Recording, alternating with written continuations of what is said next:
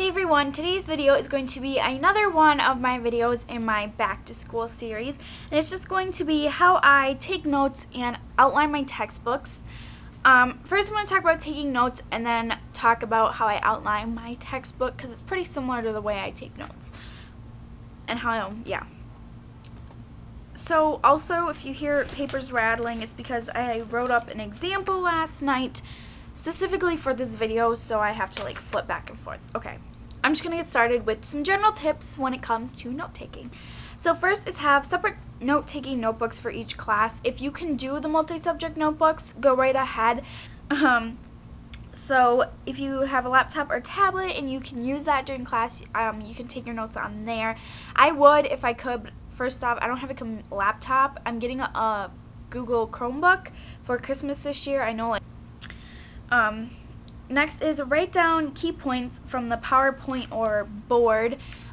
Most of the time when teachers use PowerPoints or write down stuff on the board, they write down only the stuff that's most important, and then also, so pretty much what they write on the board, but just shorten it.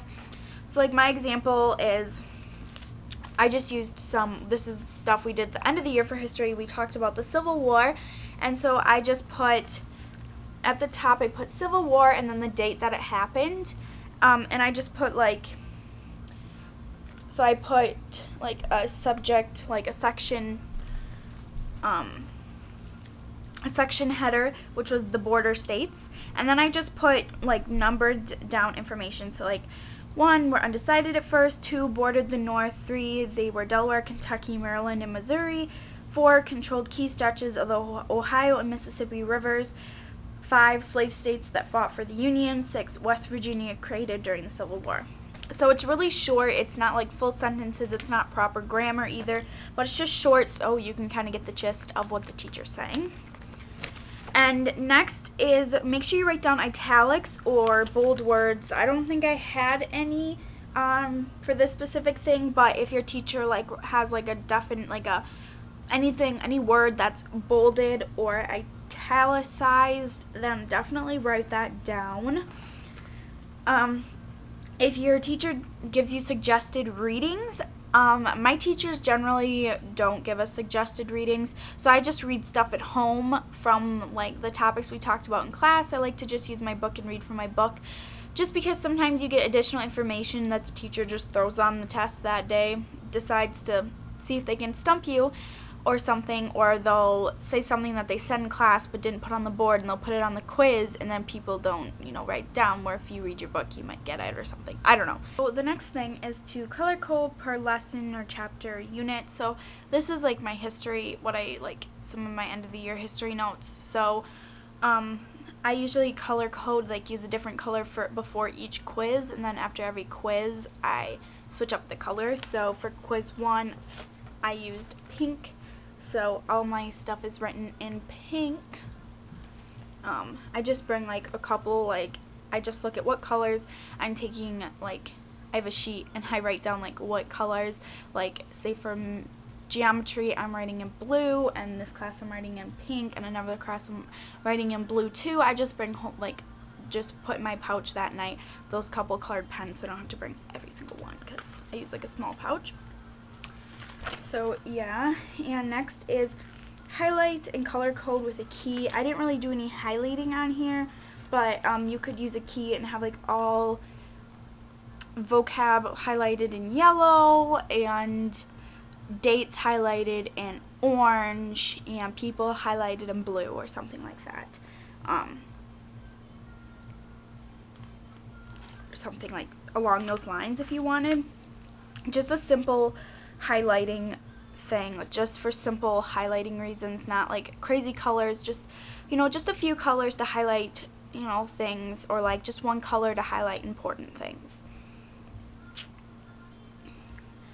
Next is use dot stickers on the test, for dot stickers, and the teacher says this is gonna be on the test, then just star it or something, and then just when you get home, take one of your dot stickers and put test or quiz, and then put it over that little star you made, and it just sticks out more.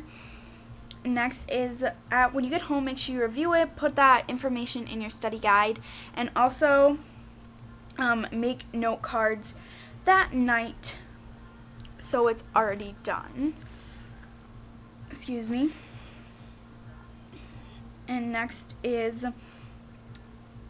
just a couple. I only take notes 3 different ways, and first is how I would take notes for like a foreign language class like Spanish or English. I just do the topic or header, and then I just use dots, and if it gets more in detail then I use dashes, and it just, yeah, do that.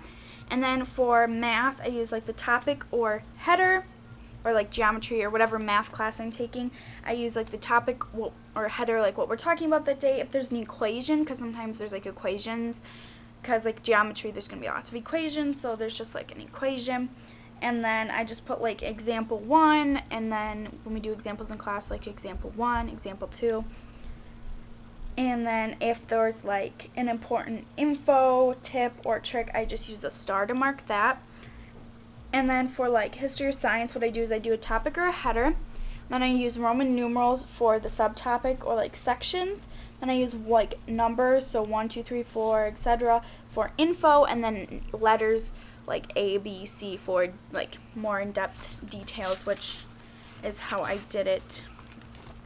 Like you can see here, there's the topic header and the sections or like subtopics, and then all the info, and I didn't have to go into any detail on this.